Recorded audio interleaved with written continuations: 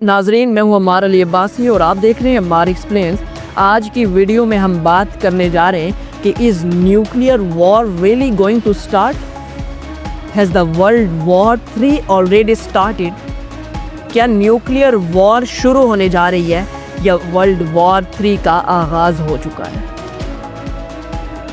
کیا ایٹمی جنگ ہونے والی ہے یا تیسری جنگ عظیم کا آغاز؟ ناظرین، میں چاہتا ہوں اس تیسری جنگ عظیم کا ہم سب سے پہلے اسلامک پروسپیکٹیو سے، اسلامک پوائنٹ آف ویو سے دیکھیں کہ اسلام اس کے بارے میں کیا کہتا ہے۔ احادیث میں اس کے لیے الملحمۃ العظمیٰ اور الملحمۃ الکبریٰ یعنی سب سے بڑی جنگ کا الفاظ استعمال کیا گیا ہے۔ اس کے علاوہ بائبل میں بھی اس کے لیے ورڈ یوز ہوا ہے ارمیگڈون کا۔ ارمیگڈون کا ورڈ بائبل میں اس کے لیے یوز ہوا ہے جو کہ ایول کے خلاف لڑی جائے گی۔ ناظرین، اب سوال یہ پیدا ہوتا ہے کہ آخر یہ جنگ لڑی کہاں جائے گی؟ تو اسلامک ایکسپرٹس کے مطابق یہ جنگ مڈل ایسٹ میں لڑی جائے گی، اور آپ صلی اللہ علیہ وسلم نے اس میں فرمایا کہ خراسان سے سیاہ علم لے کر لشکر نکلیں گے اور یہاں تک کہ کوئی طاقت انہیں روک نہیں پائے گی، اور وہ ایلیا یعنی ایلیا حضور کے زمانے میں یروشلم کو کہا جاتا ہے، یعنی بیت المقدس تک جا پہنچیں گے، اور کوئی طاقت ان لشکروں کو، ان جماعت کو، ان گروہوں کو روک نہیں پائے گی۔ اس میں چاہتا ہوں کہ ایک چیز ہم ایڈ کریں، گریٹر اسرائیل۔ آخر یہ گریٹر اسرائیل کیا ہے؟ کچھ ریسنٹ رپورٹس کے مطابق اسرائیل نے یہ کلیم کیا ہے کہ وہ اپنی حدود کو بڑھانا چاہتا ہے۔ آخر گریٹر اسرائیل کا جو پلان ہے اس میں بھی ان اسلامی ممالک کو اس میں شامل کیا جائے گا، جس میں عراق ہے، شام ہے، لبنان ہے، جارڈن ہے، ایون ٹرکی کا کچھ حصہ اور ایون سعودی عربیہ کا بھی کچھ حصہ اس میں شامل ہے، جو کہ گریٹر اسرائیل میں شامل کیا جائے گا۔ لیکن اسلامک ایجوکیشن کے مطابق، اسلامک احادیث کے مطابق وہ مدینے میں داخل نہیں ہو سکیں گے۔ ناظرین، پھر یہ خراسان سے جو لشکر نکلے گا اور بیت المقدس تک جائے گا اور کوئی طاقت انہیں روک نہیں پائے گی، اور اس کے بعد کہا جاتا ہے کہ مسلمان ساری دنیا پر غالب آ جائیں گے۔ یہ تو تھا Islamic prospective, Islamic point of view سے۔ اب میں چاہتا ہوں کہ ہم بات کریں کہ 13 جون 2025 کو اسرائیل ایران پر حملہ کرتا ہے، ایک اٹیک کرتا ہے۔ ناظرین، اسرائیل نے اس اٹیک کی 2 ریزنز بتائی ہیں۔ اس میں سے پہلی ریزن جو اسرائیل یہ بتاتا ہے کہ اس اٹیک کی ریزن یہ تھی کہ اگر ایران نیوکلیئر پاور بن جاتا ہے تو اسرائیل کی ایگزسٹنس، اسرائیل کے وجود کے لیے ایک بہت بڑا خطرہ بن جائے گا۔ دوسری ریزن جو انہوں نے دی وہ ریزن یہ تھی کہ اگر اس سے پہلے کہ ایران ہم پر اٹیک کرے، ایران ہم پر حملہ کرے، ہم نے ایران پر حملہ کر دیا۔ لیکن یہاں پر ایک سوال یہ پیدا ہوتا ہے کہ آخر فلسطین کے کون سی، آپ کو فلسطین سے اسرائیل کو کیا خطرہ تھا؟ فلسطین کے وہ معصوم بچے کون سے ایسے نیوکلیئر بامز یا میزائلز لے کر اسرائیل جانا چاہتے تھے اور اسرائیل پر حملہ کرنا چاہتے تھے؟ لہٰذا یہ اسرائیل کا دوغلا پن اور میرے نزدیک منافقت ہے جو وہ پوری دنیا کے سامنے دکھانا چاہتا ہے۔ اب اگر ایران کے نیوکلیئر پروگرام کی بات کریں تو 2015 میں براک اوباما کے ٹائم پر ایک ٹریٹی، ایک معاہدہ ایران نے سائن کیا تھا، جس کے مطابق ایران نیوکلیئر انریچمنٹ میں 3.6% سے بڑھ نہیں سکتا۔ ناظرین، 2018 میں ڈونلڈ ٹرمپ جب واپس آتے ہیں تو ڈونلڈ ٹرمپ اس معاہدے سے نکل جاتے ہیں اور امریکہ اس معاہدے سے پیچھے ہٹ جاتا ہے۔ اس معاہدے کے بعد اسرائیل اور USA یہ کلیم کرتے ہیں کہ ایران جو نیوکلیئر انریچمنٹ ہے اس میں اضافہ کر رہا ہے، اور ان کے دعوے کے مطابق ایران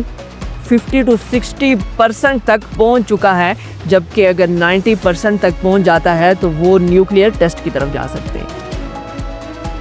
ان کی رپورٹس کے مطابق 6 سے 12 مہینوں میں ایران نیوکلیئر ٹیسٹ کرنے والا ہے۔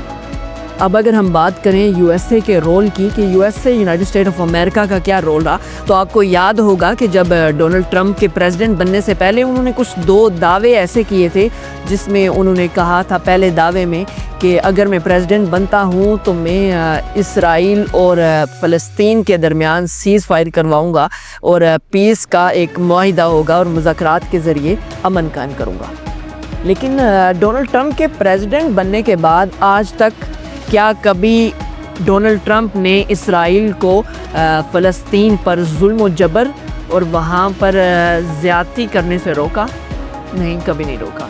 اچھا، ایک اور پوائنٹ ناظرین بڑا زبردست یہاں پر ایکسپوز ہوا، جو دنیا کی نظر میں ہمیں بتایا جاتا تھا کہ ایک چائلڈ پروٹیکشن آرگنائزیشنز کے نام سے کچھ ادارے کام کر رہے ہیں، وومنز پروٹیکشن، وومنز آرگنائزیشن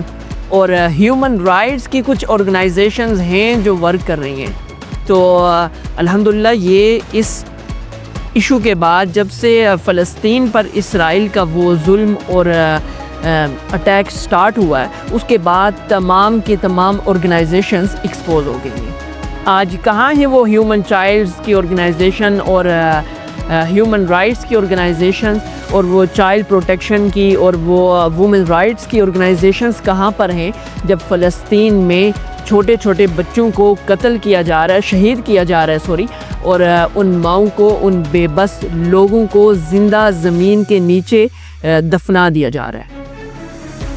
تو سب سے پہلے تو یہ چیز ایکسپوز ہو جاتی ہے۔ اچھا، اس کے بعد ڈونلڈ ٹرمپ نے ایک اور دعویٰ کیا تھا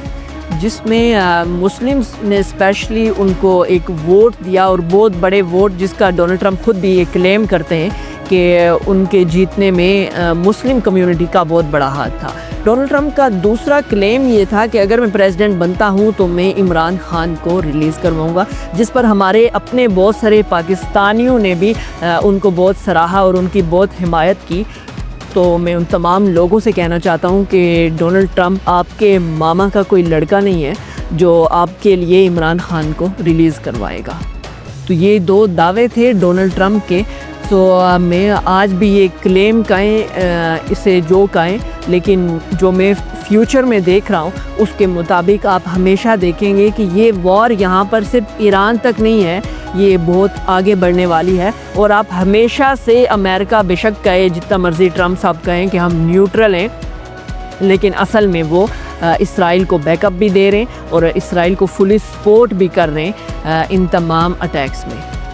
13 جون 2025 کو اسرائیل ایران پر ایک اٹیک کرتا ہے۔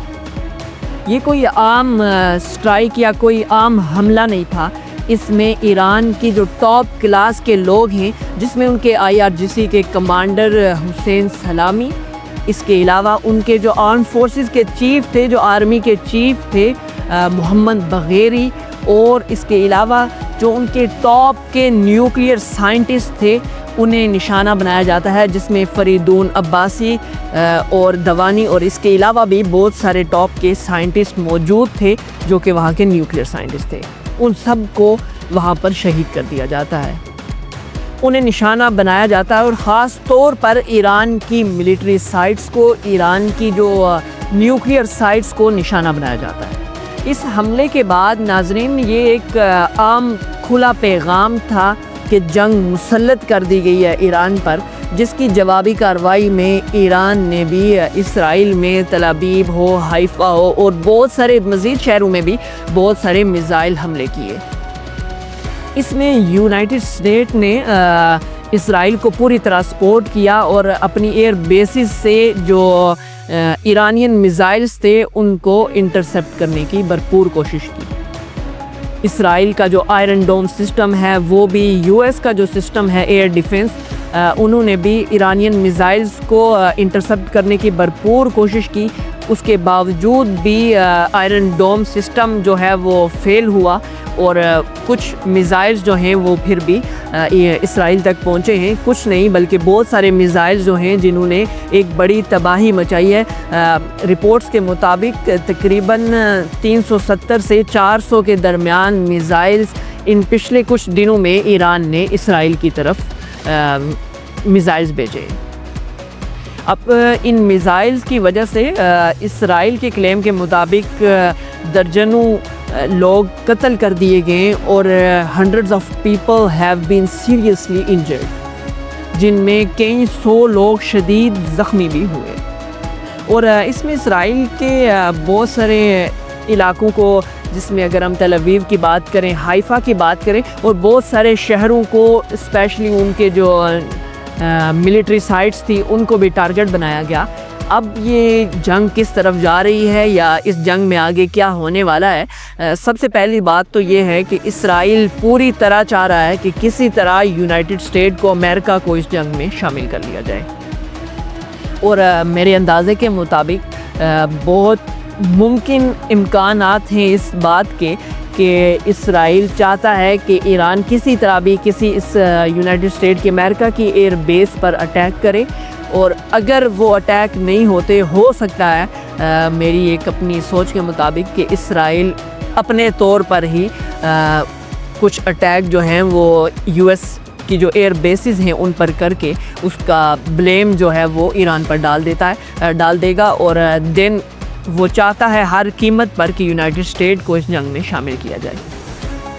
ناظرین، اس جنگ کا اختتام کیا ہوگا، کیا ہونے والا ہے اور کیا کچھ نظر آ رہا ہے؟ تو ابھی ریسنٹلی پاکستان کے جو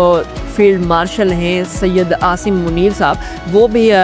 ڈونلڈ ٹرمپ کے ساتھ ابھی ریسنٹلی ملاقات کر کے آئے وائٹ ہاؤس میں۔ اس کے بعد، اس سے پہلے میں چاہتا ہوں کچھ ٹویٹس جو ہیں، جیسے ہی جنگ کا آغاز ہوا اسرائیل کی جانب سے، اس کے بعد ایران کے جو رد عمل کے بدلے میں ڈونلڈ ٹرمپ یونائٹڈ اسٹیٹ امریکہ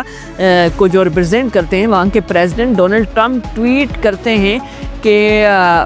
ایرانین جو پیپل ہیں، اسپیشلی تہران کے لوگ، تہران کو خالی کر دیں۔ ایک یونائٹڈ اسٹیٹ جو کہ نیوٹرل ہونے کا دعویٰ بھی کرتے ہیں ڈونلڈ ٹرمپ، اور اس وار میں اپنی شمولیت سے انکار بھی کرتے ہیں کہ ہم کسی طرح بھی اس وار میں شامل نہیں ہیں، لیکن وہی ٹویٹ کے ذریعے ایک دوسری کنٹری جو کہ جس پر اٹیک کیا گیا ہے، جس پر آغاز کرنے والی ایک اور کنٹری تھی، اس کو کہا جا رہا ہے، وہاں کے لوگوں کو کہا جا رہا ہے کہ وہ وہاں کا وہ شہر تہران خالی کر دیں۔ لہٰذا اس میں یہ رول تھا۔ پھر اس کے بعد ایک اور ٹویٹ آتا ہے ڈونلڈ ٹرمپ کی جانب سے کہ اگر ایران انکنڈیشنل سرنڈر کر دیتا ہے تو تب ہم اس جنگ کو روکنے کے بارے میں سوچ سکتے ہیں۔ اچھا، یہ تھا ڈونلڈ ٹرمپ کا اصل چہرہ، اور یہ تھی جو یونائٹڈ اسٹیٹ، جیسا میں نے پہلے بتایا تھا کہ اس طرح اس جنگ میں وہ بھی شامل ہے۔ ابھی ریسنٹلی ایک اور دعویٰ آتا ہے، ایک اور کلیم کیا انہوں نے ڈونلڈ ٹرمپ میں، جس میں انہوں نے کہا کہ ایرانین سپریم لیڈر آیت اللہ خمینی ان کے بالکل ٹارگٹ پر ہیں، لیکن وہ ابھی انہیں مارنا نہیں چاہتے، بلکہ اور اس کی جو ایران کی فضائی حدود ہیں ان پر پوری طرح کنٹرول ہے امریکہ اور اسرائیل کا۔ ناظرین، یہ جنگ کسی بھی وقت،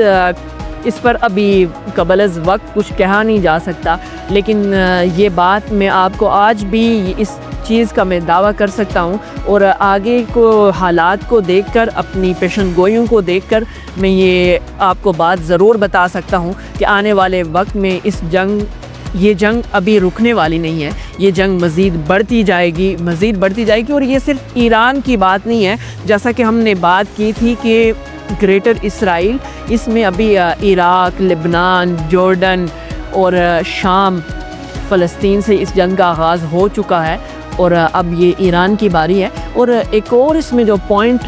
یہاں پر نوٹ کرنے والا ہے وہ یہ ہے کہ once Netanyahu said that after the Iran, the next number is for the Pakistan. The next number is the Pakistan. اگر یہ وار ہو جاتی ہے، لیٹس سپوز اگر ایران پر نیوکلیئر حملہ کر دیا جاتا ہے، then it will have massive consequences on the whole region. It will not just impact the Iran, but also will impact its neighbor countries. So as we are neighbor, so it's time to take the wise decisions and to stay alert and to take the better step for the future. اور آج کی report کے مطابق Donald Trump نے ایران پر حملے کی منظوری دے دی ہے، لیکن ابھی فائنل کوئی ڈیسیژن نہیں بنایا،